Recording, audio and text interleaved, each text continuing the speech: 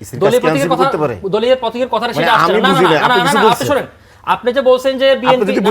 আমার প্রশ্নটা শুনেন দলীয় প্রতীক দিলাম মানে দলীয় প্রতীক না মানে দলীয় প্রার্থী ঘোষণা করতেছেন আপনারা 100 জন দলীয় প্রার্থী দিচ্ছেন তো দলীয় প্রতীক কই পেলেন দলীয় প্রার্থীর কথা বলতে যে স্থানীয় সরকারটাকে সব সময় স্বাধীন করতে হবে এটাকে রাজনৈতিক হস্তক্ষেপ মুক্ত করতে হবে যার কারণে দলীয় প্রতীক বাদ দেওয়া হচ্ছে এখন ওনারাই কিন্তু আবার 100 জন দলীয় প্রতীক মানে প্রতীক দিয়ে প্রার্থী তারা নির্ধারণ করতেছে এখন এটা আসে এখানে আমরা গোজামিল ব্যাখ্যা দিচ্ছি এটা গোজামিল ব্যাখ্যা কি হলো আমি জানি না কারণ আপনি যখন বলতেছেন যে স্থানীয় সরকারটাকে স্বাধীন করতে হবে স্থানীয় সরকারটাকে রাজনৈতিক প্রভাব মুক্ত করতে হবে এবং আমাদের স্থানীয় সরকারটাকে শক্তিশালী করতে হবে তাহলে আপনি দলীয় প্রতীক দিয়ে তাকে আপনি কি মিন করেন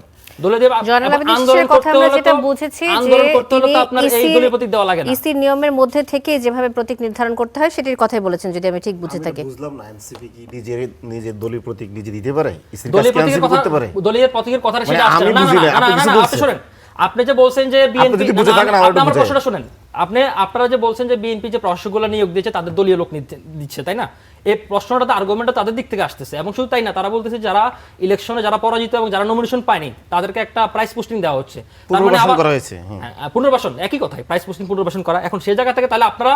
এই যুক্তিটা যদি সঠিক হয়ে থাকে তাহলে আপনারা কেন দলীয় প্রতীকে আপনারা দিচ্ছেন তাহলে স্থানীয় সরকার তো এরকম অবাধে মুক্ত হওয়ার কথা এবং আপনি আবার এটা মানে পাল্টা আর্গুমেন্ট দিচ্ছেন যে আপনি আন্দোলন করার জন্য দলীয় প্রতীক দিলাম মানে দলীয় প্রতীক না মানে দলীয় প্রার্থী ঘোষণা করতেছেন আপনারা 100 জন দলীয় প্রার্থী দিচ্ছেন তো দলীয় প্রতীক কই পেলেন দলীয় প্রার্থীর কথা বলতেছি আমি ওটা স্লিপ অফ টাং দলীয় প্রার্থীর কথা বলতেছি আমি দলীয় প্রার্থীর কথা বলতেছি 100 জন আপনারা কি হিসাবে দেন আবার বলতেছেন যে আন্দোলন করার জন্য